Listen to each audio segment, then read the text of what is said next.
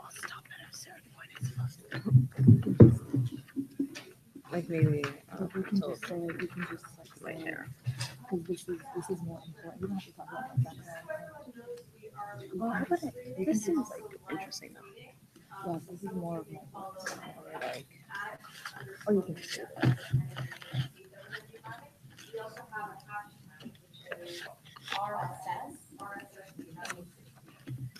I'll start here. Is that fine? Where you imagine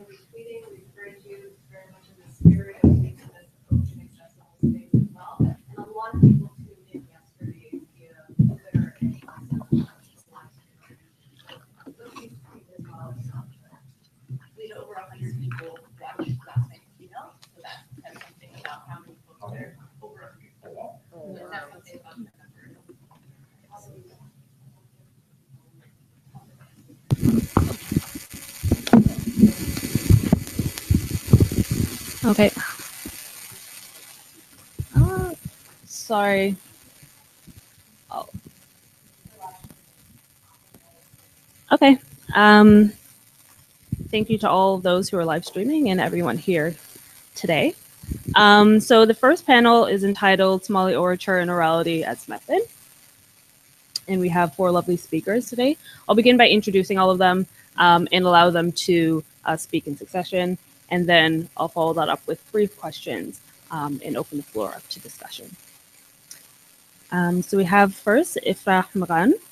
Ifrah received her Bachelor of Science degree from Michigan State University in Family and Community Services with specialization in health promotion and international development.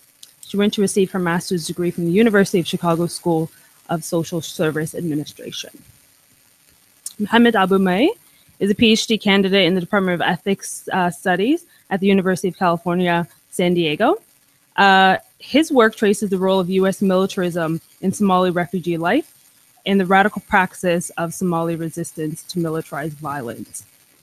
Hawa Mire is a diasporic Somali storyteller, writer, strategist who focuses on themes of Blackness and indigeneity, disconnection and belonging, and connection and belonging. Her writing is seated somewhere between Somali orature, Somali tradition, and the written word, celestial and myth, past and present, ancestry and spirit. A Master's in Environmental Studies candidate in the Faculty of Environmental Studies at York University in Toronto, her research incorporates traditional Somali stories with discourses of constructed identity while pulling from archival histories of resistance and radical curatorial practices. Hawa is a co-curator of NSROMA, an organization that incubates, supports, and amplifies insurgent Black art and artists. Features in her writing can be found at Jalada Africa, The Feminist Wire, Rabble, Arawele Abroad, and more recently she has co-edited a special issue journal for the Canadian Council for Policy Alternatives, Our Schools, Ourselves, titled Constellations of Black Radical Imagining, Black Arts and Popular Education, due out in spring 2015. Her short story series, Black Woman, Everybody's Healer, was longlisted in 2015 for the Jalada African Literature Prize and is currently in the process of being written as a book-length manuscript. And finally, we have Siham Rayale. Siham's academic research currently centers on the intersection of feminist security studies and post-conflict reconstruction in the Horn of Africa. She has in the past conducted qualitative and quantitative research on women's active participation in peace processes and political institutions. Her PhD work focused on the use of Somaliland women narratives to impact the way we conceptualize political spaces and subjectivities. She's written op-eds for Open Democracy, LSE Africa, and Oxfam blogs. Siham received her PhD from the School of Oriental and African Studies at the University of London. She received her MA from York University in International Development Studies and her BA in Political Science from the University of Toronto. Please welcome our panel. So Hawa, we'll begin with you. Hawa's paper is titled Somali Stories as a Site of Knowledge, Re- and Deconstruction.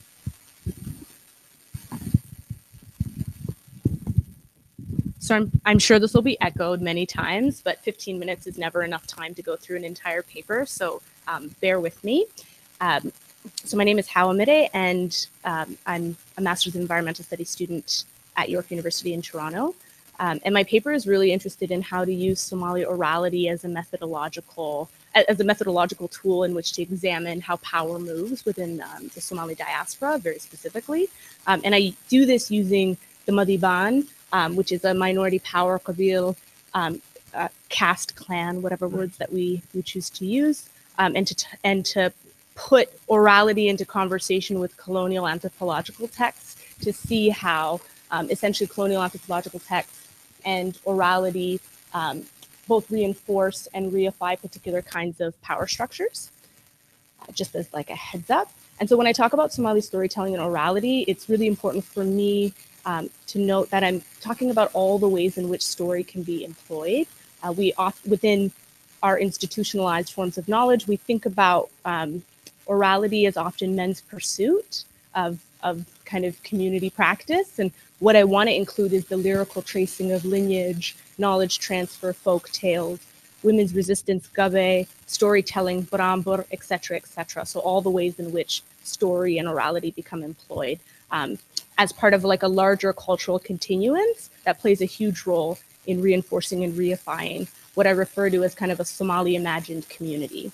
And it exists not only as an unconscious, conscious space, but I really want to be clear that it's existing as a space of materiality. It's like a real living, breathing thing that's continually being changed and reframed.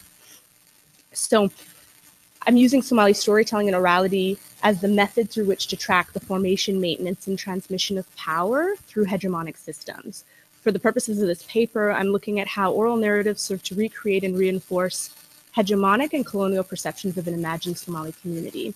This imaginary that I talk about is the lens through which, I'm arguing, is the lens through which a contemporary Somali diaspora examine themselves and by extension their communities.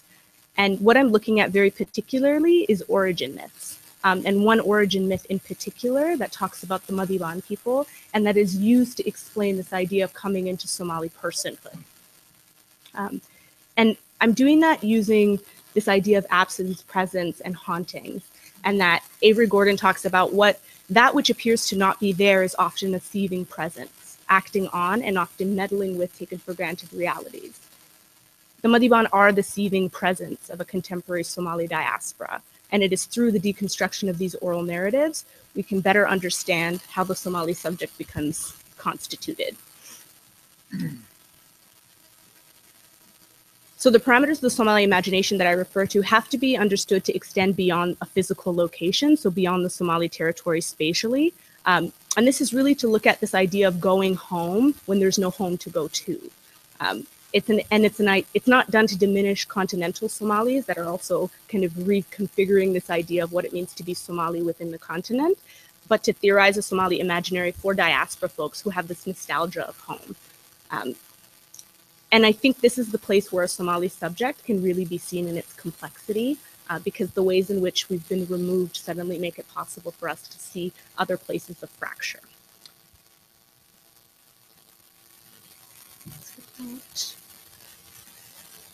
So the European, and the reason I look at orality specifically is because the European canon looks at the written word as a static object, which allows us to deconstruct it. Stories are flexible. And they change according to context. And so power also changes according to its context. So stories actually give us an opportunity to map power in the way that it moves and changes versus being relegated to a very static document that never actually modifies and changes.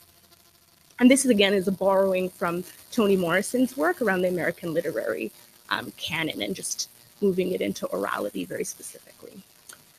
So, and when I refer to the contemporary Somali diaspora, I'm referring very specifically to the dispersion of Somali peoples after the 1980s following environmental and socio-political changes, which include a substantial drought and sustained political conflict. I'm defining all of this because we say Somali diaspora and we say imaginary, and very often we're all using very different definitions through which to understand these things.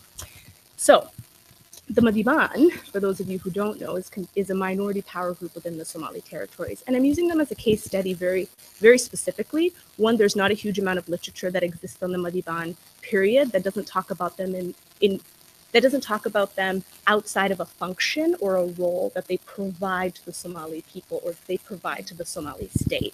They're leather workers, they're shoemakers. So they're talked about in terms of their service versus what is done by positioning them in a place of servitude.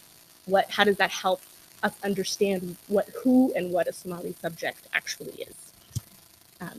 Magan is the term most people will probably be most familiar with, and that's a derogatory slur, and actually has quite a long history of violence and subjugation towards the Madiban people. The Madiban themselves came up with the term Madiban.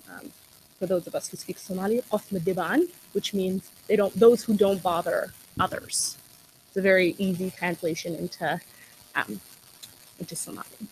And the Madiban have maintained through orality that they're amongst the original inhabitants in the Somali territories. And a lot of different anthropologists have actually linked them to the Ban, which is a 12th to 13th century group that can be found. And there have been a number of ways people have done this. One is through the making of poisons. They're the only group in the Somali territories that make a particular kind of poison that can be linked to the Ban group, that can be linked to the 12th and 13th century.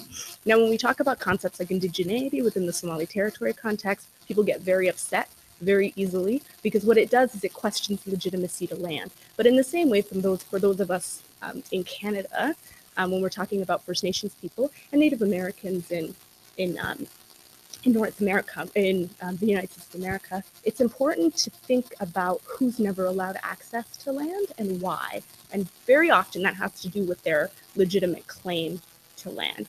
The Madiban are also the only group that can be found spread across the Somali territories, which no other group in the Somali territories has claim to. So those are very interesting ways to think through longevity and kind of who has continued to be present in spaces despite things that have changed. Everyone's with me so far? It's very nerve-wracking to be the first person, hey? Because you really set up things. So the first thing that I start with is a Somali origin myth that most people know. It's the tale of two brothers who are sent off by their father's instruction to go find water.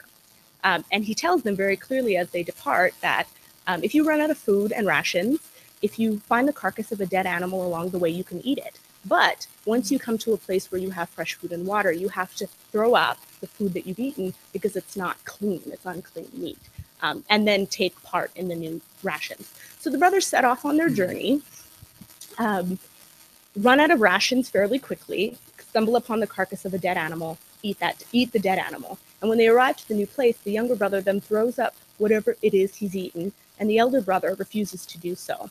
And as the story goes, at that point in time, the elder brother becomes cast off and becomes one of the Magan, and the younger brother goes on to found the Somali peoples. Now, this is a very important story because whether or not we believe it or don't believe it, it suggests a Somali personhood. It suggests this is how we became a peoples. And to some extent, people know this story, understand this story. I think I really realized the prevalence of this kind of story when I was sitting on the bus talking to a 15-year-old young Somali person born and raised in Canada who verbatim told me these details, right? So these are dialogues that are happening frequently. These are the ways that parents explain these kinds of relationships to children. Like, these are stories that are very much alive within the diaspora. Ino and Kuso recently wrote a really brilliant piece, if you haven't had a chance to check it out, called Formulaic Narratives, which talk about the ways in which we use narrative to produce social boundary. And the origin myth is doing precisely that. It's using an oral narrative to produce a social boundary. It's a justification for the ongoing, this is why we treat a group of people like this, they ate dead meat. Even though it's kind of, as we think through it, we're like, this doesn't make any real sense, but it does, because the eating of the dead meat in particular is a najas act. So what it suggests is that to be Somali, you must be Muslim. You definitely have to be male, because there's not even a hint of anybody else present in any of the stories. So you have to be Muslim, you have to be male, and you have to, within some extent, follow the father's word. right? So this is what makes it possible to then construct the Madiban as pagan, unclean, and that therefore unworthy of being a Somali subject. And I think this is it's a really critical analysis, because what it allows us to do is see how power works. It's not just this is how we construct the Madiban. This methodological approach, this idea of looking through the story in this lens, allows us to see how women get removed, allows us to see how queer Somalis get removed, allows us to see how other minority caste members get removed. So the Madiban are really just a case study. This is just one example of an origin myth. We could pick up a dozen other stories that we've heard over and over again and begin to see really how power moves within the Somali context. And use the exact same story to talk about how sexuality becomes managed, and use the exact, it's the same approach every single time, because what's important is that to be Somali is to be Muslim, is to be male, and is to follow a father's command. So these are follow a patriarchal command, right? So these are very important kind of pieces of this. And then what anthropological record does is very different, right? Particularly in the Madiban case, is it codifies, it institutionalizes what was an oral narrative into fact. And it becomes fact because a dozen people become surveyed, it becomes written into documentation, and then it becomes the thing that people refer to understand how to engage with a group of people. Now, this is the dangerous sticking ground, right? And it becomes clear too that Somali studies is a field dominated not by those who don't have power within the Somali context itself, right? Like, it says something, but there is no large body of knowledge produced by Madiban peoples within Somali studies. I think that says something very significant, that the best I can find as I'm digging through record is what other people have said about a group of people, which also tells us this is actually, it's a bit dangerous in the ways that knowledge gets produced. And the reason this happens is because an oral story gets said, an anthropological record gets created, and then it becomes virtually impossible to destabilize what is then known as fact and objective truth, right? So, and this is where I disagree really strongly with Eno and Kuso in the article that they've produced, because they say, really, this just tells us how noble and non-noble castes become delineated, but it doesn't. It tells us how, in fact, hegemonic and colonial systems reinforce one another to produce a very kind of specific social boundary. And it's the specificity that I'm concerned with, because we have to look at every group as very specific in the experiences they've had within the Somali territory.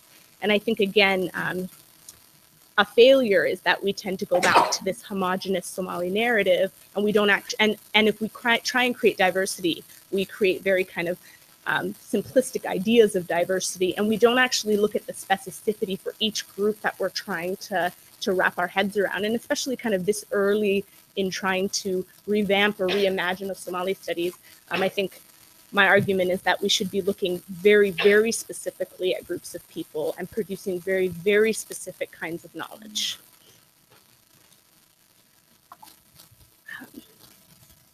And so to say all this, I think theorizing, with regards to my paper, I think theorizing is actually the most important thing. It has less value for me to go out and document stories from Madiban women or other Madiban community members, because it doesn't do anything until we've destabilized some of the knowledge that already exists. So theorizing is kind of the first place of intervention. And they're not just stories, and I'm not just theorizing. These ideas have very material consequences for people's lives, both in the diaspora and both continentally in the Somali territories. The Minority Rights Group International Report of 2010, which isn't that long ago, documents a lengthy list of abuses, assaults, rapes, forced marriages, and killed children that happen at the expense of Madibans living within the Somali territories in the diaspora. The Madiban women describe themselves as people who nobody cries for, who nobody looks after. There was a case about 3 months ago in Hargeisa where Madiban people had been moved into, and Musidiria people had been moved essentially into a plot of land. Hargeisa is rapidly expanding, and the city wants that land back. And people were forcefully removed from that land. Nobody talks about these things. If you do, it's considered kind of a shame to bring what is a shame very publicly, and which is interesting. In the same way that the stories of Madiban women getting harassed and raped don't count, right? Like other Somali clans can enact blood money. The Madiban clan cannot. They're not entitled to blood money. What happens when you can't ask for some kind of, what's the word I'm looking for? Not retribution, but reparation. What happens when you can't ask for some kind of reparation if a family member has been harmed? It's reinforced over and over again that your humanity is not valid within a state.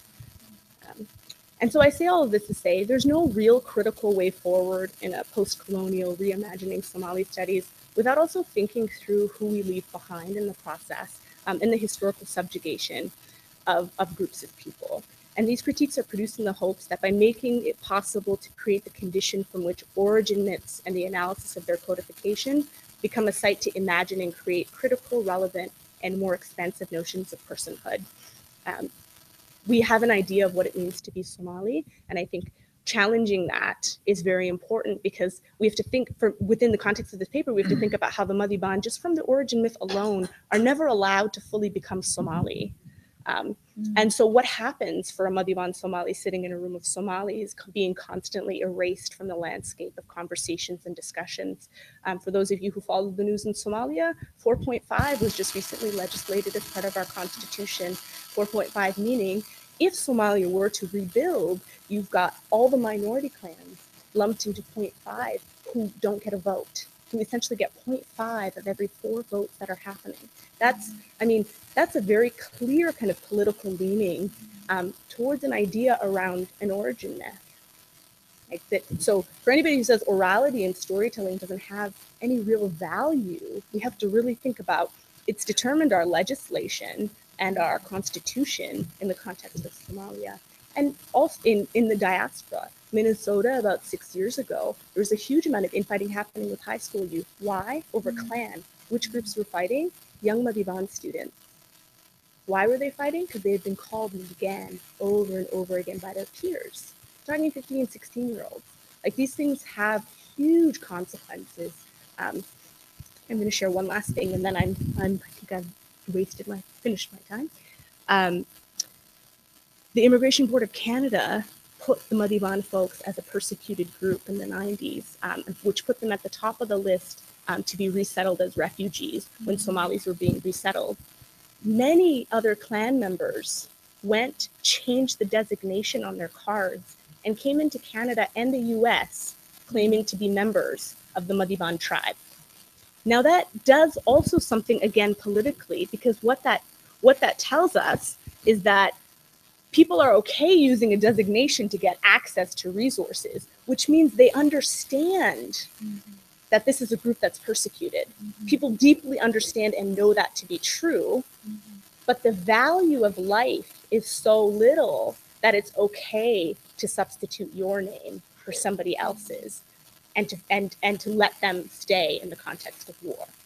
Right? So these are the kinds of questions that as we talk about Somali studies, we're really going to have to reckon with, because we're not simply by being in the diaspora doesn't mean that we're not impacted by stories that are bred and born from the continent. Thank you.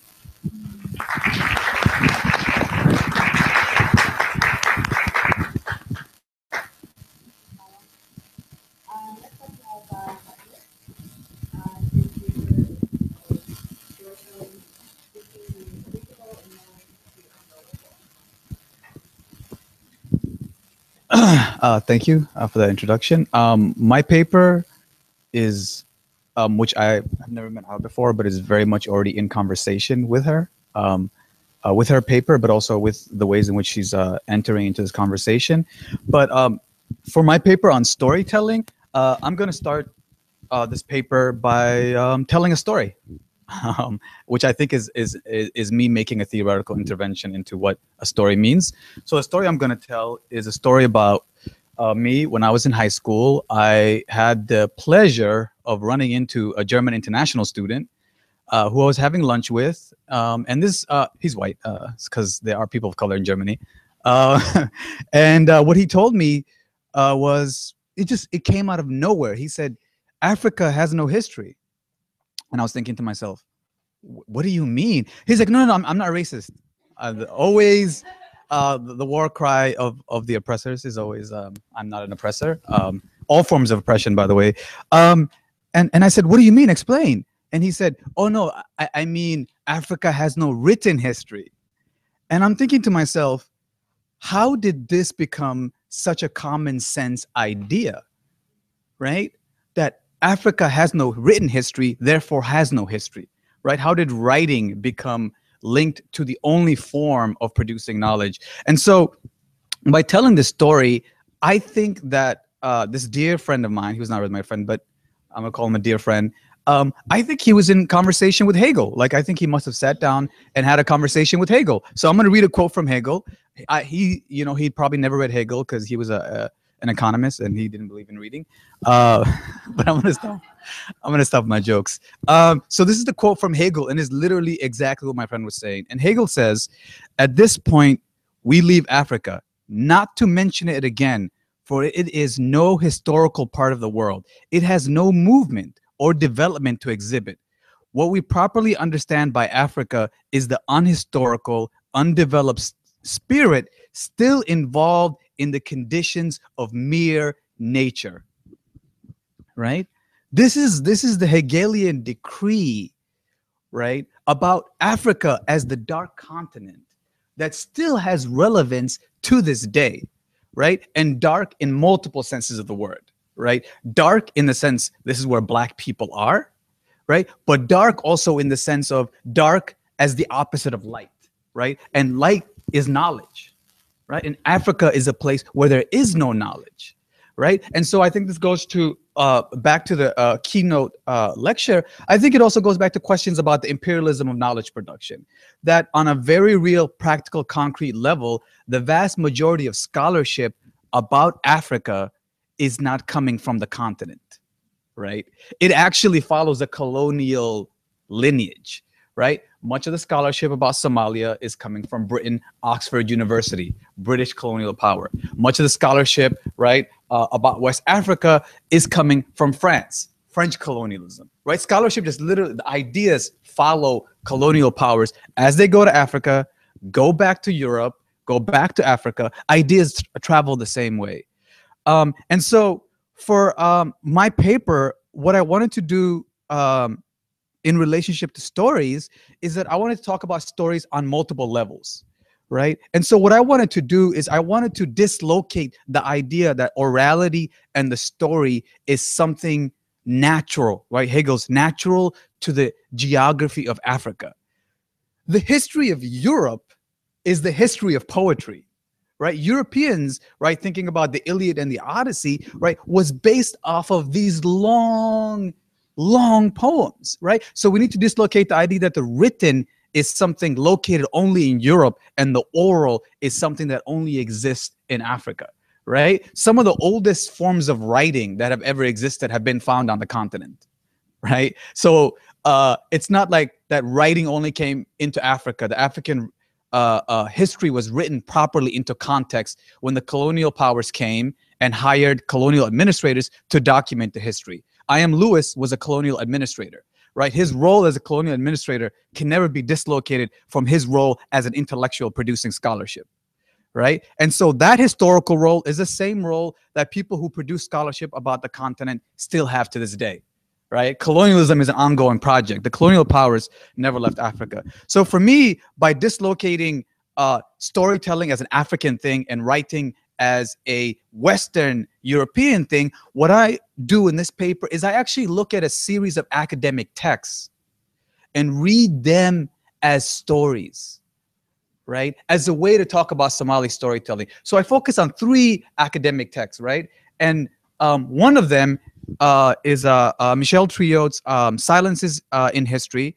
Another one that I find really, really interesting is Kamala Viswas-Warren's Fictions of Feminist Ethnography, right? And Sadiya Hartman's Lose Your Mother. So these are all established academics writing their major pieces of scholarship in writing form, right? And so what I'm interested in looking at is how they use in their academic writing, right? So Kamala Viswas-Warren is an anthropologist. She does anthropological theory. She has her field work. She has her field notes. She wrote this book, right? And what I find really interesting is in the moments of their writing, when they stop their theoretical interventions, when they stop their empirical interventions, and they just tell a story. And I argue that these moments where they tell stories are actually their profound theoretical interventions, right? So an important moment, right, of Michel Trio's book, Silences in African History, which is a book about the Haitian Revolution. There's a moment where he just stops the entire narrative and he talks about this conversation he had with his father, right, about the history of Haiti, about how Haitian history was erased purposefully, right? And I argue this story that he tells about his father, the story that he tells about having a conversation with his father, is the theoretical rubric for why he decided to write a book about the Haitian Revolution, right? And then I go back to another book that I also look at, Linda Trio's Decolonizing Methodologies, where her whole entire book is about the way in which anthropology was a discipline that actually did work for the colonial powers. Document these people for us so we can actually enforce our rule better. And in this book, right, as she makes these tremendous theoretical interventions, going through Derrida, going through Foucault, right, going through all these people, she stops in a moment and she talks about an experience of going to a museum with her father. So I look at that story. I was like, why did she stop, right? She's a well-renowned scholar. Why did she stop these theoretical, empirical discussions to tell a story about her father at a museum? Because I argue that story, right, is a form of now. That story is actually what sets up the rubric for her entire book. A story about going to a museum and in the museum finding skeletons of indigenous people, her indigenous people, right? And these skeletons, right, the indigenous people were never given sort of the permission. Can we have your skeleton stored?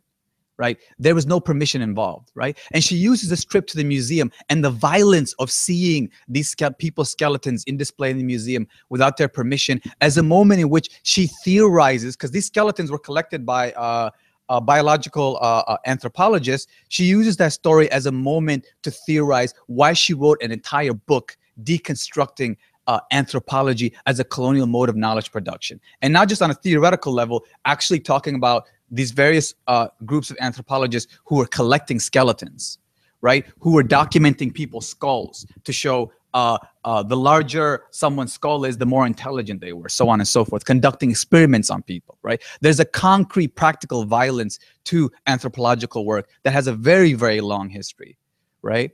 And so for me, I really wanted to do all of these things by taking away from the primacy of sort of Derrida, Foucault, so on and so forth, these powerful theoretical works as the highest level of knowledge, right? By arguing that these powerful literary theoretical works, right, and these powerful forms of scholarship are in themselves also stories, right? Stories that do the fiction of claiming access to unfiltered, transhistorical, objective truth. That claim is the biggest originary fiction, right? And so this is what I want to do with stories. And so as part of my paper, I begin the entire paper by telling the story of Arahuelo. And to go back to Hawa's point, I also argue it is, in some sense, the origin story of Somali people, right? And that story literally has 80 different versions of it that can be told and retold, right? Multiple different endings of what happens to Arahuelo, right? And I argue that the fluidity and the constant living nature of that story is not what delegitimizes it as fiction, but is what it actually gives it power, right? Because historical written work is also a living work, because every time as a reader you encounter it, you're leaving with a different interpretation, right? When you will read W.E.B. Du Bois's Black Reconstruction, it is not one truth that he's telling in that story. Every person comes out with something different. So even that historical book is a living story, right? And so this is what I try to do on storytelling on multiple levels. So I tell the story of Arahuelo, and I tell the story of her bathing in milk and water while the people are starving, as a way to think about how this story can be taken up by a variety of different people for different uses, right? How this story can actually be used as a tool, right? So it could be a story about patriarchy, right? Which it primarily is. It could be a story, right, depending on how you interpret it, that is about the hegemony of heterosexuality as the only mode of being within Somali communities, but also heterosexuality as the original Western invention, right? It could be a story of the oppression of the poor, so on and so forth. And so for in my paper, I really want to very much complicate the notion of what a story is, not necessarily in some ways for an academic audience, because the idea of what a story is and the power and the fluidity of a story is something that is always already nuanced for Somali people who tell stories every single day, not as, oh, here's a metaphor, but I'm actually trying to engage in an intellectual conversation for you, right? And so what I'm trying to do in this paper is remove the realm of the intellectual, right, the objective knowledge, the academic and the theoretical, not just from it occupying the realms of the ivory tower, but theorizing is something that people in the communities do every single day, right? It is just not given that name. And that storytelling is this theorizing that's happening in the community every day about their conditions, right? When they tell stories about what's happening in forms of their oppression, or what's happening when they're having moments of joy. These are moments of tremendous theoretical intervention. And so for me, in my paper, what I try to do and what I'm trying to do in this talk is to say that storytelling and telling stories is not just a methodological framework for collecting evidence, but is itself a theoretical framework. That I don't need to necessarily only rely on Derrida and Foucault to tell theories, although it is an important way to intervene into theories. That by just telling this story, I began with the story of this one kid telling me Africa has no history as my theoretical intervention. That story was my theoretical intervention. And so I want to thank everybody for taking the time to listen to me.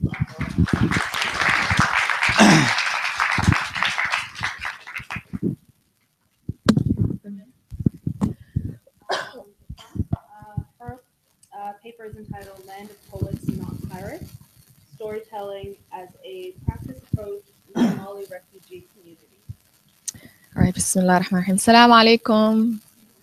And good morning. Thank you all for coming out. It's a privilege to be here, specifically to be on this panel with my colleagues here and friends. My paper is really more about the practice approach. I come from a social work background. As stated in my bio, I had completed my MSW degree and did a lot of work in resettlement.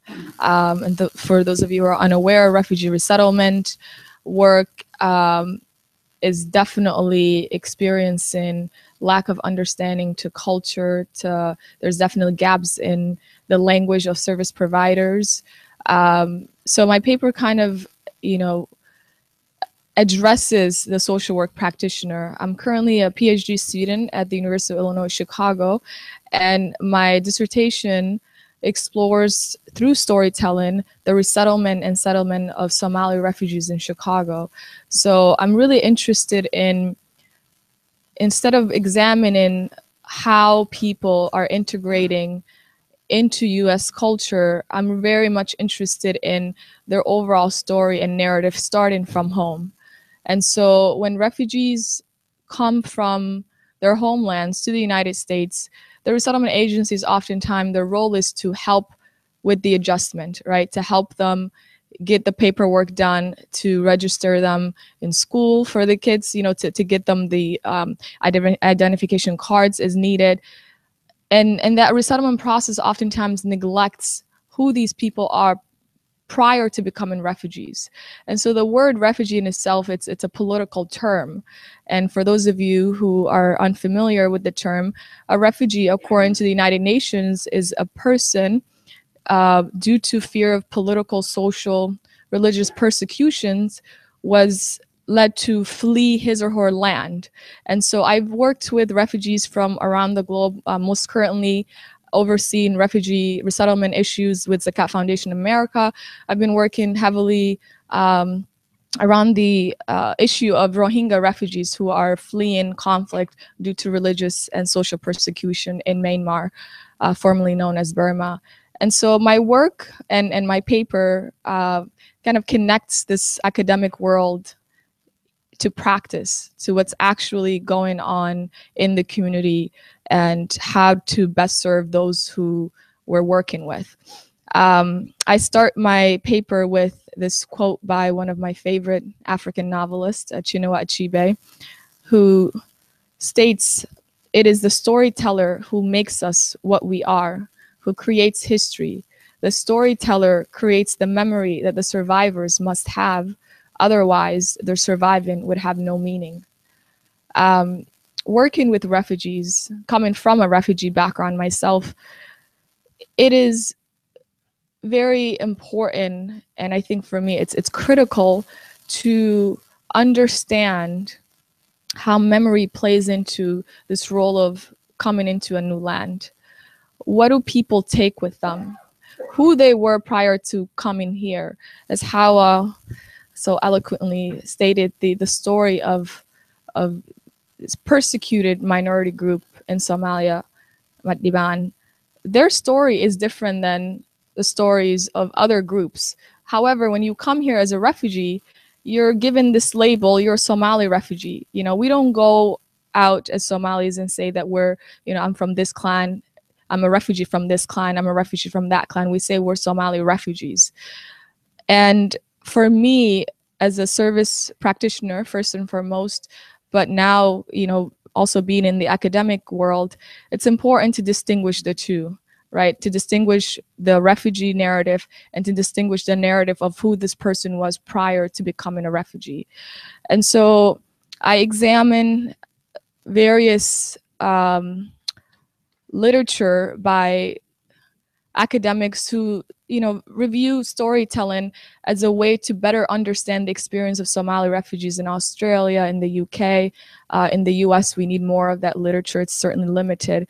And several people found that the usage of storytelling is oftentimes, if you know, when you think about resettlement and these very narrow, confined questions of asking people, hey, where are you from? What's, you know, your age, your education level? But by asking people stories, tell me the story of coming here in the United States. You ask a Somali person that question, and you can get so much more from that question than the limited, you know, questionnaire that we oftentimes ask in, you know, the resettlement surveys of, you know, this is a closed-ended question. But tell me your journey to coming here. Tell me what was your life like prior to resettling in the United States. Tell me about, you know, you say you're Muslim, what does that mean to you? And so really exploring these stories, not from these confined, you know, ways, and allowing ourselves to really see who the person is. And what they found in several studies is that this concept of storytelling, this method was, you know, served as kind of a therapeutic healing mechanism. People reflecting on past memories, and oftentimes in research, when people are reflecting, you know, about Somalia, even though they've, you know, they reflect on the you know, the memory of war and violence, but oftentimes people share the memories of the land, of the people, of who they were. When I ask my parents, tell me about back home, they will not, you know, talk about the war. They will talk about the history, who Somalis were, you know, sitting down, you know, after work and drinking shah under, you know, a tree and having lunch with family members. You know, they don't tell the stories that is oftentimes told by the media, right? All this piracy, the famines, I mean, very important issues, you know, that we must address. And more recently, the counter-violence extremism and that whole narrative that is problematic. I'm not going to get into it. But, you know, Somalis, Somali refugees specifically, this work addresses the process of migration. that memory of survivorship is what they hold on to. And so for me as a service practitioner, and for service practitioners, what I try to recommend here in this paper is recognizing the power and privilege that we come with as well. And so I'm just going to read through these recommendations. So there are several limitations to storytelling practice, approach, and social work. And here are some limitations. Power and privilege. Social workers must understand the power of stories, power of storytellers, and the power of the listening ear. Because if you are not carefully listening to what this person is narrating, how will you able to really fully understand their story? So stories are often passed from generation to generation through a careful listening ear. And I think when we talk about storytellers, we're not just talking about people that tell, but we're talking about people that listen and listen carefully. The passage of stories from the storyteller to listener may pose some concerns and issues. In the storytelling approach, the social workers must listen carefully and limit any bias. Again, you can, Hawa and I, Mohamed, we can listen to this one story and we could all take away something completely different from that story. So this is clearly difficult to achieve given that people listen for specific themes. In storytelling, the social worker or the listener must recognize the privilege and power associated with their position as listeners. Computer's frozen here. But I go on and also talk about the threat of a single story. And for those of you who have seen the wonderful TED Talk by Chimamanda Adichie, she so eloquently poses this question. Oh, okay, this is much better, touch screen. And so there is this threat to the single story. And this specifically addresses Hawa's points. This issue of a single story is critical in addressing research work and intervention where stories of Somali refugees are highlighted in a single perspective rather than a diverse, broad perspective of multiple narratives. Somali refugees share many commonalities and differences. There are important factors in migration stories that reflect the diversity of perspectives and stories among refugees. Therefore, it is important for both service practitioners and researchers interested in Somali refugees and storytelling to prevent the lumping and grouping of stories to fit one single narrative. Moreover, there needs to be an understanding of and recognition for the diversity of stories and the multifaceted levels of each story. And then obviously there's this issue of translation, right? And even for me as someone who spent most of my life in the diaspora, I'm very proud of speaking Somali. I love the language, but there is a limitation for me. I've never formally went and studied Somali. And so for me, working with Somali refugees and collecting their stories, I do my best to find someone who is a qualified translator. So making sure that my research and my data is appropriately reflecting the stories. And so the loss in translation is a very critical point to highlight. And the issue of telling a story in a language not spoken or not native to the listener could impose issues and bias. Therefore, in storytelling sessions with Somali refugees, social workers must seek out appropriate translators who are trained in cultural sensitivity and have an appropriate level of understanding of Somali language and culture. Further training must take place to prevent cases where the story is lost in translation.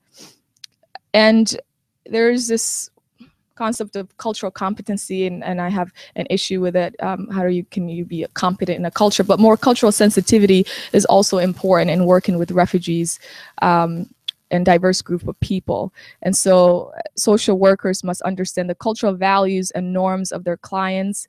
In Somali culture, storytelling involves recollections of people, places, and spirituality. It is critical for social workers to have an open mind and broader understanding of the culture of the participants, of the clients, to best serve and hear the stories of each person. And I, again, as stated earlier, I've I'm still working in resettlement, but in my past experiences, I've seen a gap in that specific point in there where, because of our understanding of U.S. culture, something as simple as time, there's always like an issue with resettlement agencies. You tell refugees, meet me at 12 o'clock, and people come around 2 or 3, right? And so, and it's almost, sometimes it's said in a way that kind of hierarchical and arrogant of, well, they really don't understand time. Well, maybe you don't understand how time is defined in that culture, how time is used in that culture. So better understanding, specifically for me working with Somali refugees, Iraqi refugees, kind of explaining to the participants that this is in US context, this is what the term means, and this is what they mean by like 12 o'clock, for example. And so not, again, not using our power and privilege and how we define these terms to and impose them on the participants and the people that we're working with. How am I doing on time? So I will, I can talk about this work, and it's something that I'm, again, very much interested in, and I'm still currently working in resettlement with Zakat Foundation America as I'm researching this topic as well. I welcome any questions and comments at the end, but I will conclude by saying that one of my favorite social workers stated that stories are just data with soul. And for me, being a social worker and being in a field that focuses more on the quantitative analysis of things, more on the numbers, which are very much necessary and important, for me personally, doing this qualitative work, understanding these stories, because refugees, when you think about refugees, we think about these numbers. Think about the refugee crisis in Europe. We see Syria, we see the millions of people that are forced to flee their homes. But there's a story behind that label. There's a human being, there's a life that didn't start with the refugee narrative and certainly will not stop with the refugee narrative. So yeah, I will conclude with that, and thank you for listening.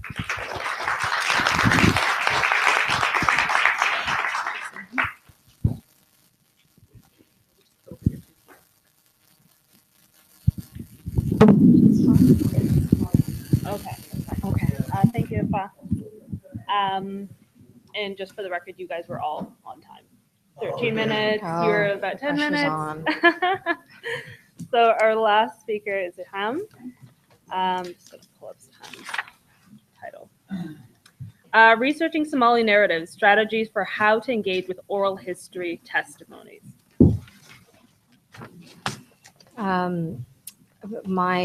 It's fitting that I should go last because it's really in conversation and building on, I think, in conclusion to so much of what my 3 other panelists had talked about. So my talk today is more a reflection piece as an analysis of my experience with collecting and using oral history, narratives, and testimonies. Now, researchers often develop, and this is a part of the research process, researchers often develop methodological and theoretical assumptions prior to engaging with field work. But as I'll go through, when we're dealing with oral history testimonies, and as they're being dissected, whatever it is that we're collecting, it becomes evident that complex lives cannot be discussed in matter-of-fact or fixed terms. I'd like to call those matter-of-fact ways of discussing these lives iterative processes. And iterative is just a way of testing assumptions in a very cyclical or procedural manner, not unlike positivist approaches to data. Now, in my context, this paper draws on my experiences of collecting narratives about women's experiences with conflict and post-conflict processes while conducting fieldwork using oral history testimonies in Somaliland. Conclusions are drawn to elicit engagement with issues that are less discussed when engaging with data collection processes. Above all, the texts that were being collected and the relationship of the researcher to this data, I found were vital to adapting to changing and often contradictory testimonials. I did this in an attempt to understand that the method can dictate the methodology and vice versa. This paper concludes that theorizing orality and history in the data collection process involves engagements that should be seen as deliberative as opposed to iterative. And by deliberative, I mean with intention, understanding the intentionality, both of the narrator and the person asking the questions, but also understanding that stories and oral history testimonies are very dynamic. They change even in a 2-hour sitting, they can change. This can allow for the researcher to adapt and adopt appropriate responses that don't beholden the narrative to address merely topical issues. So addressing the fact that you're not there just to get the answers that you came for, but that other questions can come up during the engagement. Because of that, I believe that a deliberative approach allows the researcher to engage with metadata, as well as interrogate their social position and how that narrative is transmitted. In the following sections, I discuss the importance of theorizing oral history testimonies as inherently social and a part of our daily lives.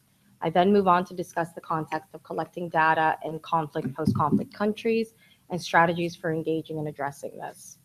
Finally, I engage with the notion of everyday life as a means to gather metadata and to improve this deliberative process that I'm proposing. And my hope is to infuse intentionality, positionality, and flexibility to engage with social and political hierarchies in an authentic manner. Now, when we discuss oral history as a research method and data collection or qualitative technique, the engagement is with orality as a social dynamic and a method of inquiry. Scholarly engagements attempt to establish distinctive features for oral history as a basis of analysis that includes particular attention to language, content, and context. Oral history links past and present, real and imagined, self and other through a dialectic experience, represented as narrator and narration. Upon close inspection, oral history and the testimonial process are fundamentally about dealing with truth and subject making.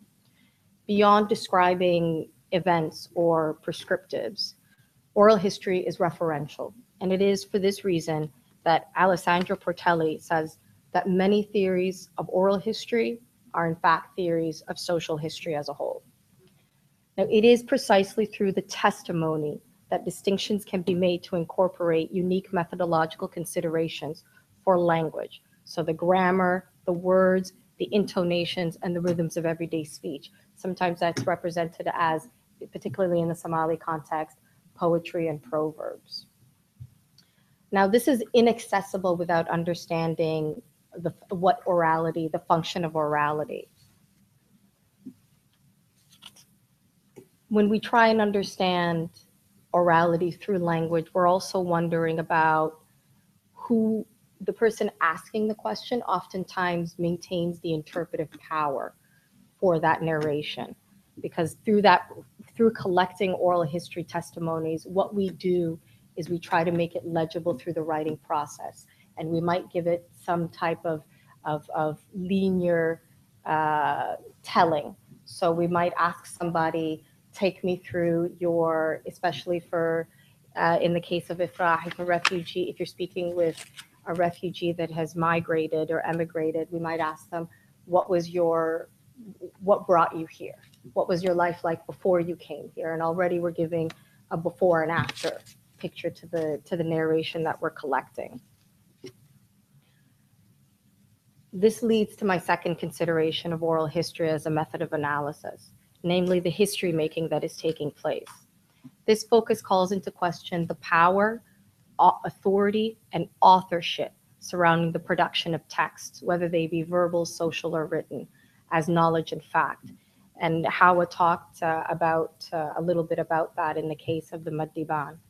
Social actors in oral history are important references for the power that texts have in shaping historiography.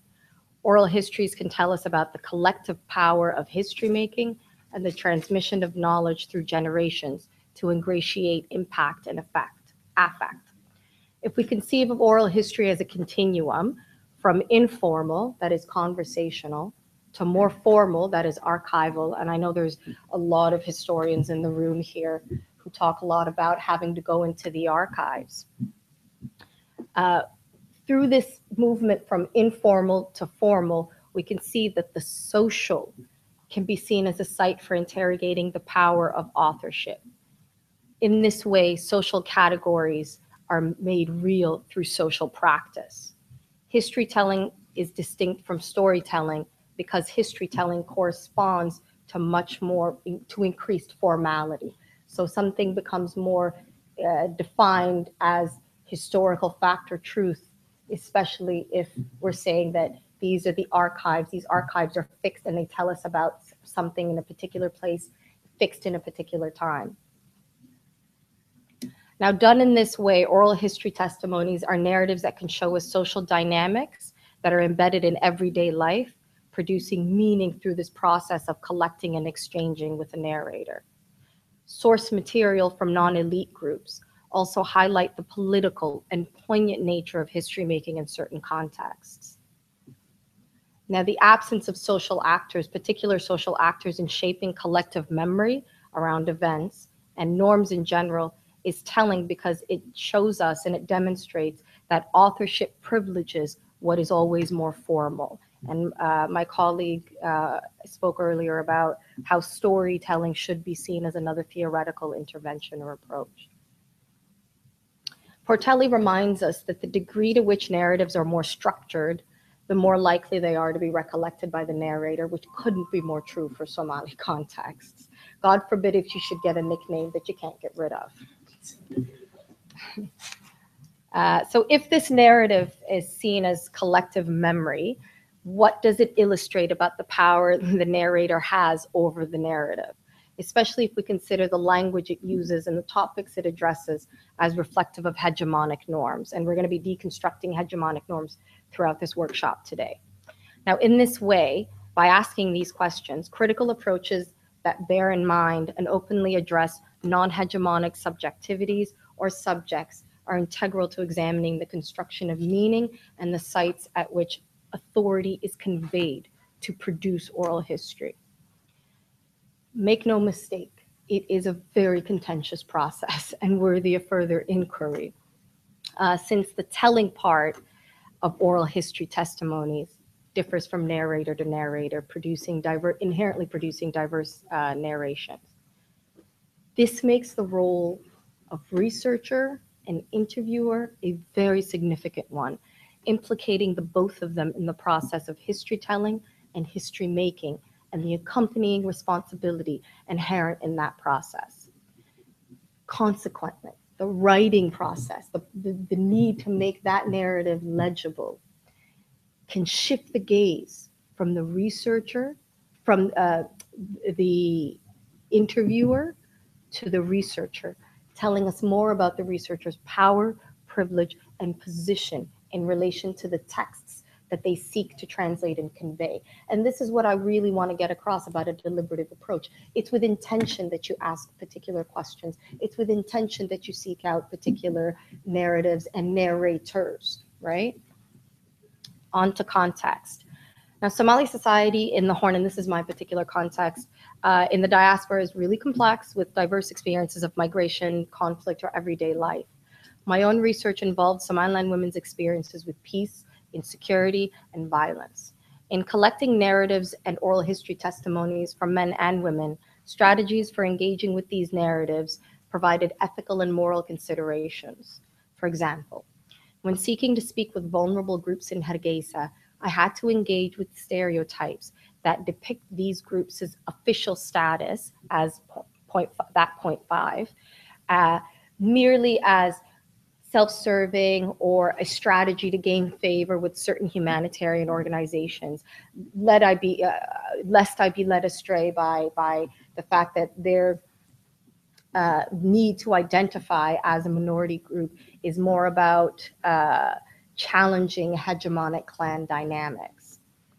Likewise, speaking with some men in authority, especially as a female researcher doing research on women, I often heard, why are you just researching women? Society as a whole needs to be supported. The implication is that whatever conclusions I drew would ultimately prove authoritative and thus act as a guiding lens for humanitarian or donor organizations. These encounters spoke more to my perceived power than to my actual ability to enforce said power. Critical engagement with clan dynamics in Somaliland, is anywhere in the Horn, is unavoidable. And Somaliland's relationship to development practice, evidenced by even assumptions made about my own presence, were issues that needed to be engaged with in daily conversations. So for example, and it got tiresome towards the end, but I mean, I took it in stride because I kept asking about women's experiences with peace building, post-conflict reconstruction, and their exclusion from certain political processes. People also turned the gaze on me and asked, well, what do you think? Do you think that feminism is a valuable way to intervene and talk about women's social exclusion? Do you think that we need a gender quota? What do you think about the campaign to end female circumcision? So for so many, at so many instances, in the beginning, I was really reticent to offer any perspectives because I was like, well, I'm here to figure out what you think about all of that. And then after a while, I think engaging and thinking about this, I thought, well, why not? What's the difference? I'm not going to change your mind, even if I felt at that point I wasn't going to be able to change their minds or impact our conversation in a significant way. Now, likewise, interviews in Mogadishu proved equally layered, highlighting that the categories of conflict, peace, development, and diaspora were inescapable. So I asked questions. Did my presence make me more a subject of analysis than my research? Oh, okay, I'm going to go over. Than the analysis of my, don't even go there. Then, pardon me. Did my presence make me more a subject of analysis than my research agenda? Now, this can be a very, my reflections are based on the fact that I'm a researcher based at a Western institution, a part of the Somali diaspora, which is already a mouthful. But this interaction can be made more complicated considering the assumptions that underpin the position of the researcher and the interviewee. So I'm not an anthropologist, but reflexivity obviously becomes significant in these contexts, especially considering if you're working in societies in flux, and in my context, I mean post-conflict spaces. You could find yourself in spaces where violence erupts instantaneously, and you have to respond to these sometimes dangerous contexts. But these considerations I found were rarely made when researchers were coming into the Horn trying to practically engage and collect with oral history testimonies. Now, added to this engagement is the rarely discussed and even less theorized gendered experiences of female researchers, especially if they're part of the diaspora returnees. Ethnographic studies that provide for detailed writings on embeddedness were plenty, but more often than not, I found that it became a laundry list about, reflexivity was more of a checklist as opposed to really engaging with the social categories that you were bringing through your own identity and the social categories that you were engaging with in the spaces that you found yourself in.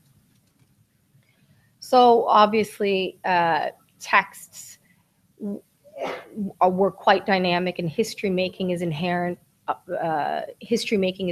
the collection of oral history. Researchers are benefited by considering how their presence impacts the narration as more than just the interviewer. And this can be seen, in my estimation, a more sincere form of writing, recognizing the researcher as a political and politicized identity.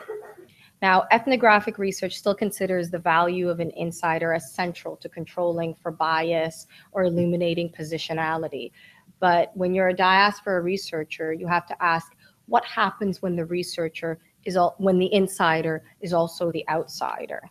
The cultural and political phenomenon of Orality or diaspora is mononymic for changes that have drastically impacted social and political processes in the Horn.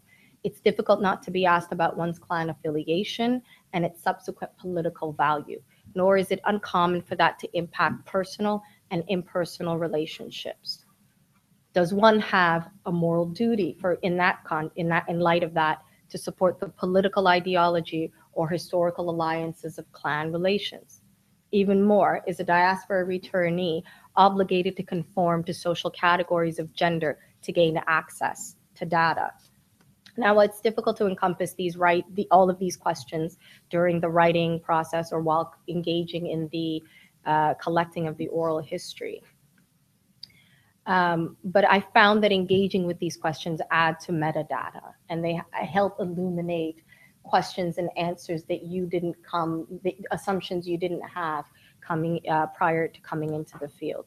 Suffice it to say, the Qurbachog is seen as alien simultaneously, alien and object, citizen and subject, written upon while writing about communities that both disavow and negotiate their presence. So finally, on everyday life as data collection, I'm going to really skim through this. The paper is much more detailed. Often while trying to gain access to non-elite groups, for example, through everyday conversation with them, everyday life was a valuable lens to really glean that metadata. And the notion of everyday life is something that is borrowed from Lefebvre, Marx, and Gramsci in the way that they deconstruct hegemonic and bourgeois culture. Now, those acts that everyday life can be seen as those acts that constitute our habits, our norms, and our interactions with society. And these are sort of they comprise the minutia of what forms our identity and what we understand is implicit in our identity. Ultimately, everyday life is the substance of knowledge production. And the process to actualize desires, even in spaces where regimented social norms persist.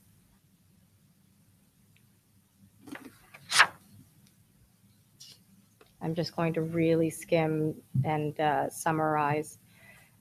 The value of engaging with everyday life or collecting data about people's everyday lives, what they do from when they wake up to when they go to sleep, and their movements and the spaces they occupy, can help you engage with assumptions that they might not have interrogated themselves, and if we take it as a site of knowledge production and as data, then we have to think about, okay, what can everyday life tell us about the oral history testimonies that we're collecting? It can help improve the relevance and the verifiability of the data that you're collecting. For example, if much research on the Madiban it doesn't come from narratives spoken and told by the Madiban themselves, their everyday life can be seen as a way of not only unearthing narratives about their present lives, but debunking historical narratives and looking at sort of where lies have been constructed over time and then made to be made as historical. Metadata, I found, particularly also in engaging with women and women's groups, was really valuable in helping to glean the silences in the narrations that I was collecting.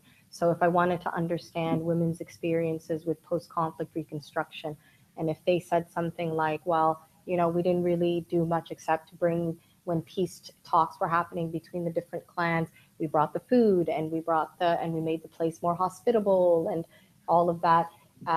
It helped me understand that they didn't consider those acts as political, or they didn't consider those acts as part and parcel or valuable to the peace building process. So just in conclusion, What's nearly inescapable in the Somali context is engaging with poetry and metaphor in everyday conversations, which for me proved to be an important discursive tool that I sought to incorporate into my research.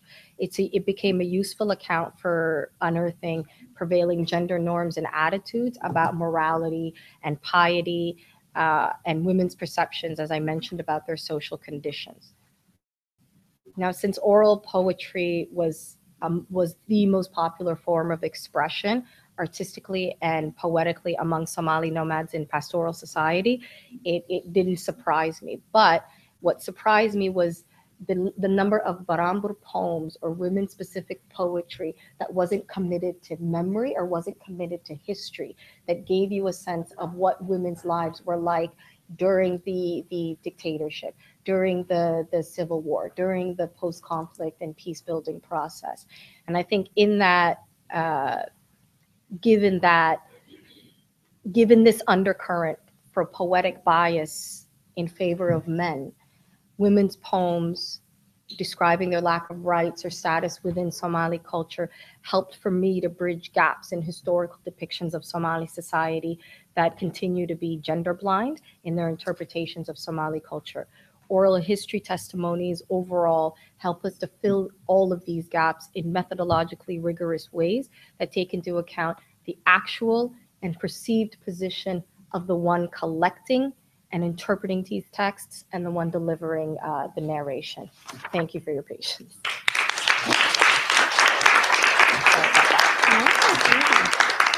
Just like 5 minutes. Thank you so much to our panelists.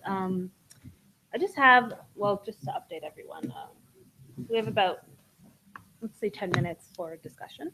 So I just have 3 broad questions that sort of touches on general themes that I picked up throughout hearing all of your papers. And then I can just sort of open it up to the floor. So you all brought up really important epistemological and ontological questions. You all talked about language as discourse that constitutes knowledge and the production of social control, but also as a process of interpreting identity and experience. So general themes of like negotiation and tensions founded on cultural anxiety. So this is just one question from Hawa's paper, but again, it could be answered by anybody. So I found it really interesting how you essentially were talking about the intersections of power, knowledge, construction and production, and identity between Somalis and the colonial. And from what I gathered, it was an incorporation of hybridity, like as a post-colonial theoretical lens. And this is something that came out of criticism of Orientalism in early post-colonial works that created these essentialist divisions between the colonial and post-colonized. So I just wanted to ask you, and this is really almost synthesizing your thesis, why, oh, sorry about that.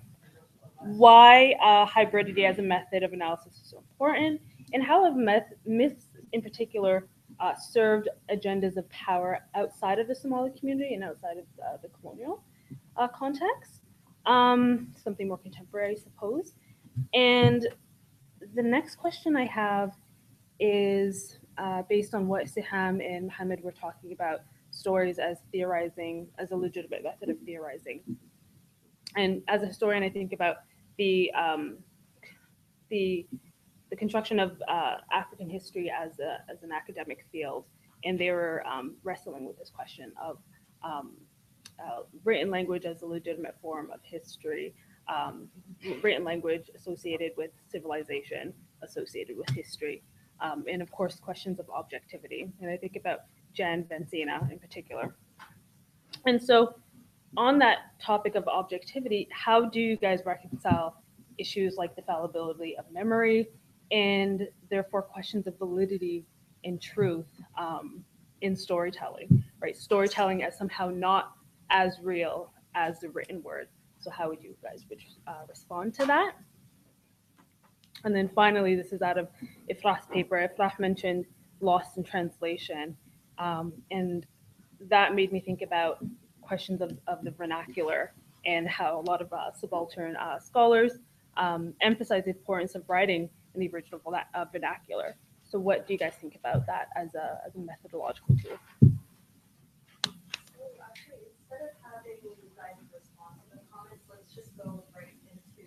General discussion. Mhm.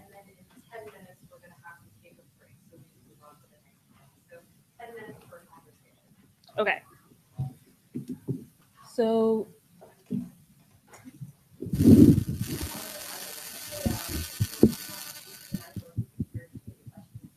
into the mic. Okay. You don't think anybody heard that? Oh, as people ask. Okay, yeah. Okay, so yeah, we'll open up to the floor as well. How about in Harvard tradition, usually what we do is allow students to speak first. Okay. So any students or young people who would like to make a comment or ask a question? Yeah, go ahead. So I have a question about where your work, Somali orality, is treated in other groups, like in Canada, Indigenous communities who use orality as their epistemology as well as storytelling. Where does that fall in? Is there a larger kind of movement of academics and scholars and thinkers from these communities that hold the orality as epistemology, or is this kind of new? Is there pockets, or is there an organized kind of body of thought and work of scholars on this?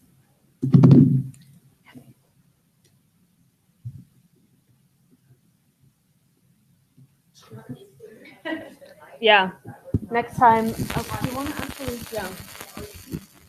Or you can. You just want to come to the mic? Just for the live stream. So my question was just how your ideas about storytelling and epistemology and orality fit into like a wider tradition of different scholars from different communities. So in Canada, we have kind of the Indigenous community and a lot of Indigenous scholars asserting orality as their epistemology and as valid sources of literature, and their bibliographies for their PhDs being essentially all stories. So where does your work fit into kind of a greater body of scholars and a movement of pushing orality as epistemology?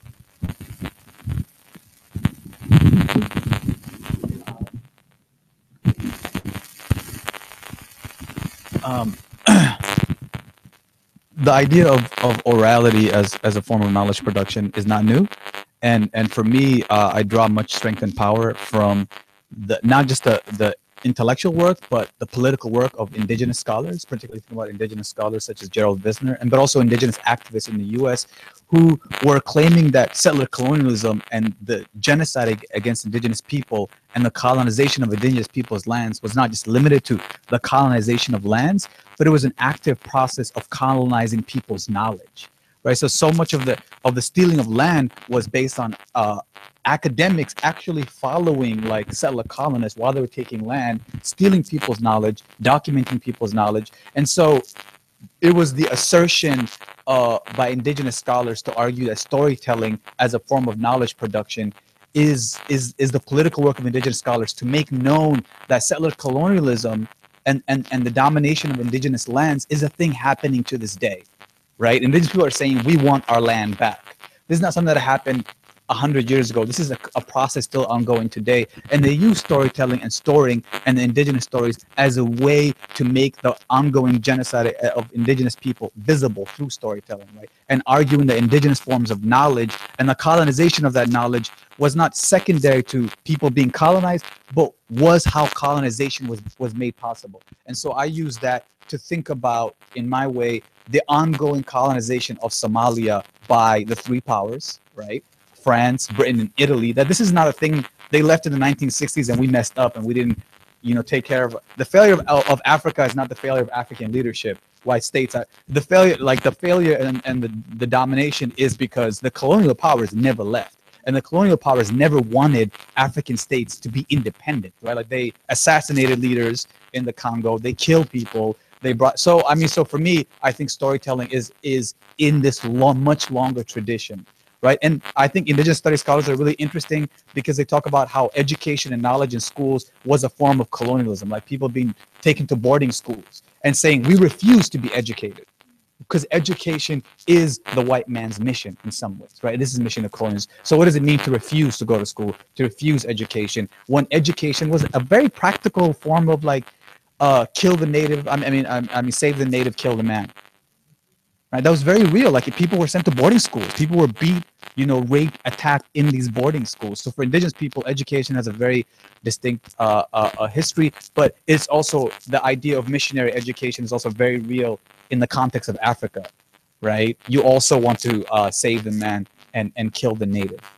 And so for me, that's how I trace my long genealogy, that people much before I was born were doing this kind of work. There are a lot of really brilliant people in this room that are studying Somali studies, so I feel, so correct me if my dates are wrong. 1972, writing of the Somali language. 1976, the first published book in Somali. So I think when you know those dates, it becomes really clear that orality is a very vibrant, large, takes up a big chunk of Somali cultural transfer. And I think it's also situated within a larger academic tradition. But Somali orality, in my opinion, is severely under-theorized, but heavily relied upon from as a source of data. And so I think that, for me, that's where the gap is, and that's a really huge gap. And it's a dangerous gap, because that gap, I believe, is what's allowed for misinterpretation of how Somalis engage and interact with one another. That has produced and continually produces conflict, right? It's, people rely on what they've heard, like people who don't have it's so dangerous sometimes reading what people have produced and deeply understanding that they just talk to two people and believe that they know everything about the Somali context, when Somalis themselves are still having it out about who's right. So I think that's the pieces that we rely so heavily on orality, and yet we spend so little time theorizing on it and thinking through what it produces. And in that, saying, I want to be clear too that I don't actually think we should be looking at storytelling and orality for truth. I think truth is a very dangerous pursuit. I think we should be looking at what it tells us about what people believe to be true, because there's actually room there to then make sense of the world that we're all trying to navigate and move through.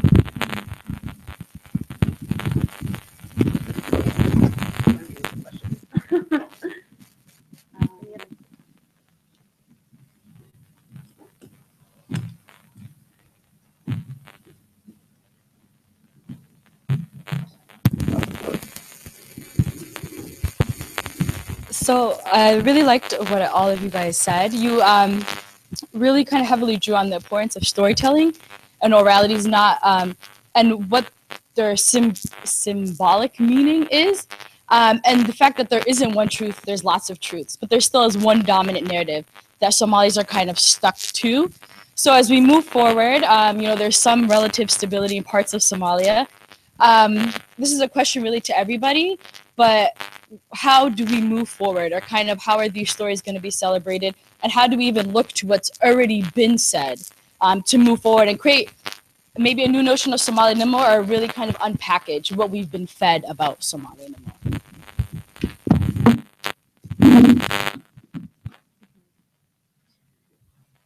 The imagined community. I mean, I always have something to say. If you've met me, you'll know I always have something to say, which is probably why I love social media. But I mean, so I mean, the easiest thing I can say right now is unpack it. I think we really need to stop being definitive and really start looking at asking questions about the work that we're engaging with. And we have to, I think moving forward, we just have to believe that everything we're reading isn't right. And get 10 different opinions about everything. And I mean, my work isn't, let's start from, the 1896 British Commissioner text that, put Somalis in flora and fauna books. You know what I mean? Like, let's start there. Why not? Let's start with, I think Sophia put up a quote from Richard Burton who says, I discovered malaria, right? Somalis, they told me about mosquitoes cause fever, and what were they thinking?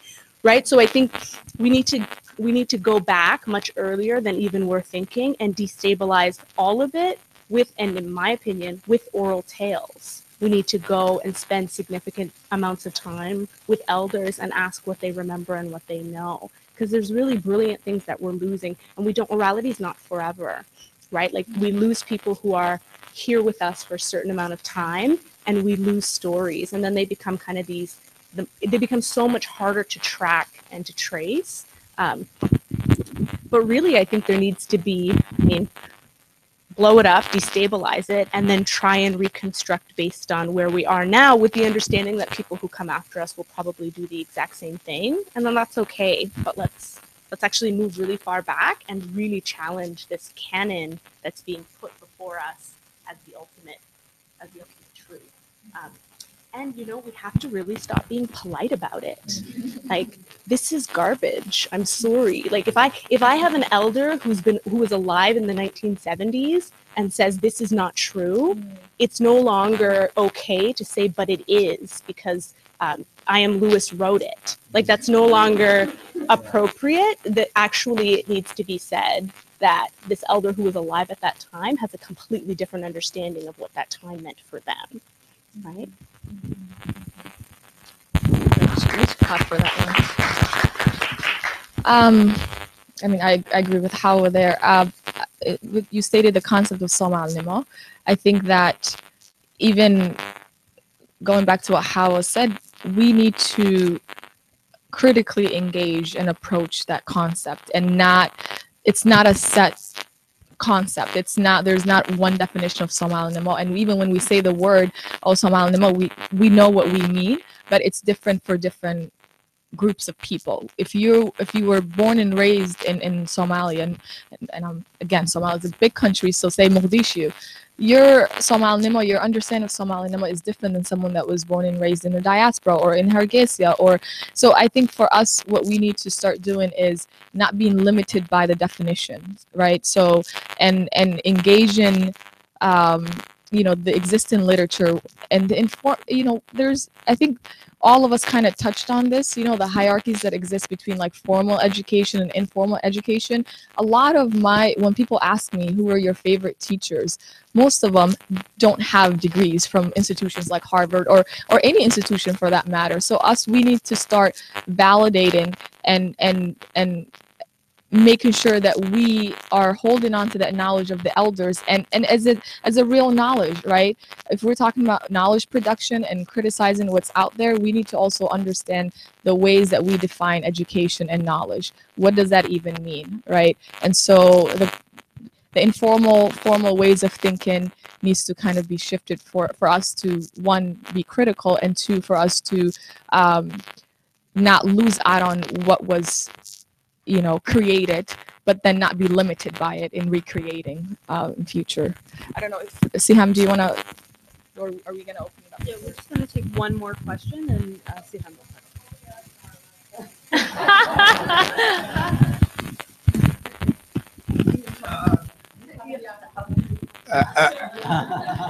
I'm glad you gave the extra time.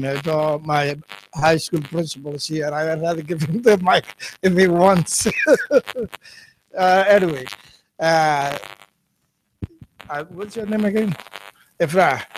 I really feel your pain because since 1988, I was involved with the people, resettling people.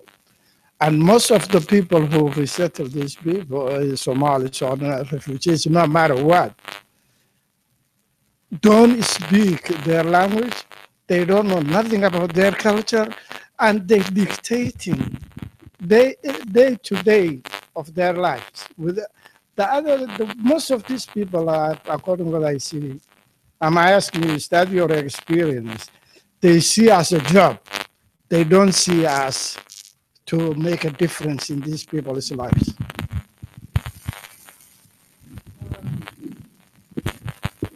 Yeah, I think, are we going to take another question or responding?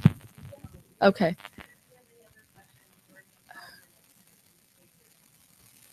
Yeah. I agree with you that there are people in resettlement that just, their job is to get the paperwork done. It's nonprofits. The way that nonprofits work, as you know, is that you have limited time to provide these services. You're understaffed. There's funding involved, And so is it too much to ask for you to have you know, these active listening skills and to take care of each client as a separate entity from like all the other, you know, refugees? I mean, is it our job as service providers to learn about someone's history prior to meeting with them, to understand where they're coming from, to do the extra research, to go the extra step and mile to make sure that the services being provided are culturally sensitive, linguistically appropriate? That's what I would hope for, right? I mean, I'm still in this work, right? Even though I'm in academia, I'm still involved, you know, with resettlement.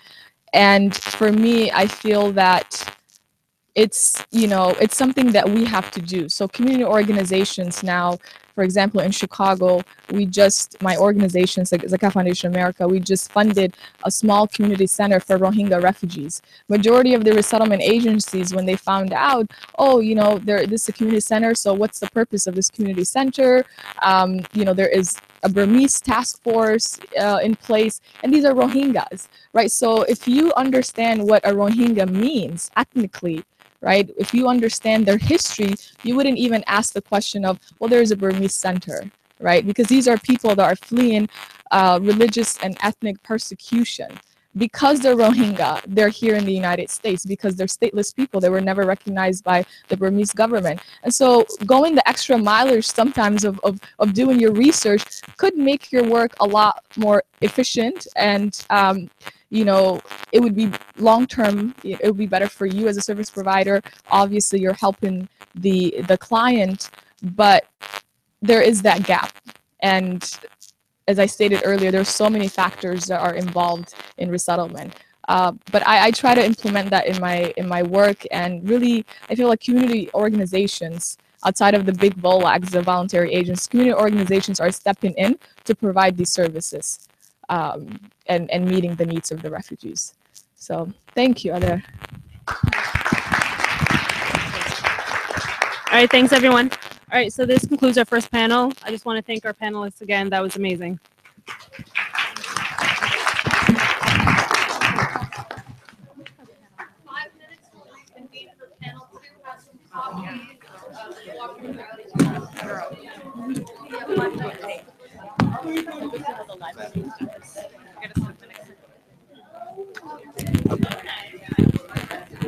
Sorry, I'm gonna. Yeah, sorry. Thanks. Your paper was brilliant. I appreciate that. Thank you.